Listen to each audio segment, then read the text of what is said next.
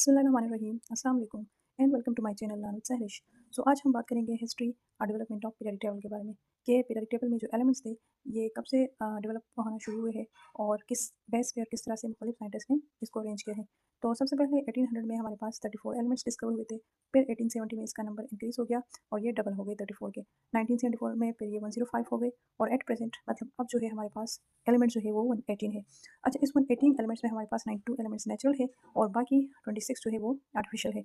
इस तरह से अगर हम पीरियडिक टेबल में इस एलिमेंट्स की अरेंजमेंट के बारे में थोड़ा सा डिटेल में बात कर लें तो ये जो डेवलपमेंट थी ये स्टार्ट हुई थी 1800 में।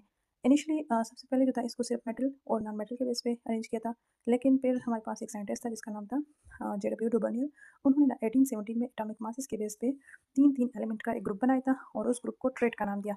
अच्छा, उन्होंने इस तरह से तीन तीन एलिमेंट का ग्रुप बनाया था कि जो फर्स्ट वाला एलिमेंट था उसका जो एटॉमिक मास था, जिस तरह से यहाँ पे लिथियम है, और जो लास्ट वाला मतलब थर्ड एलिमेंट था जिस तरह से यहाँ पे है पोटाशियम, जिसका एटॉमिक मास है 39। तो अगर इन दोनों को प्लस किया जाए और फिर 2 पे डिवाइड कर ले तो उसका जो आंसर आ रहा होता है तो दरमियान वाला जो एटम होता है उसका एटॉमिक मास होगा।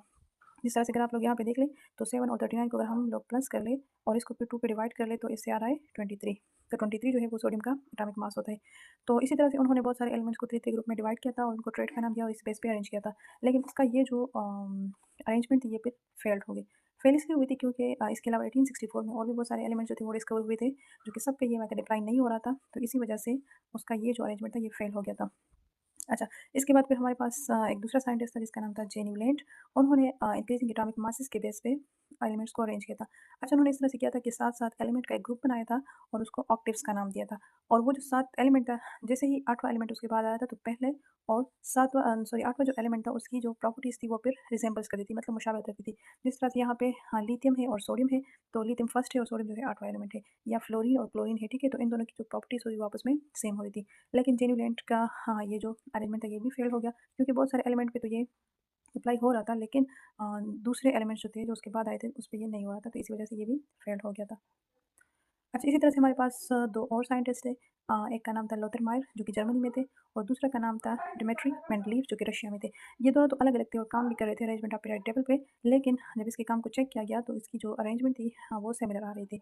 जिस तरह से लोथर मायर ने एलिमेंट्स को एटॉमिक वॉल्यूम के बेस पे प्लॉट किया था अगेंस्ट देयर एटॉमिक मासेस, और जब उसने चेक किया तो वहाँ पे ग्राफ में बहुत सारे एलिमेंट्स जो थे सिमिलर एलिमेंट्स, उसकी पोज़ीशन भी सेम आ रही थी।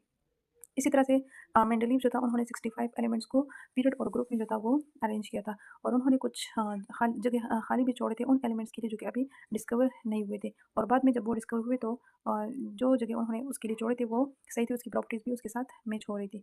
अच्छा, मेंडलीव का जो क्लासिफिकेशन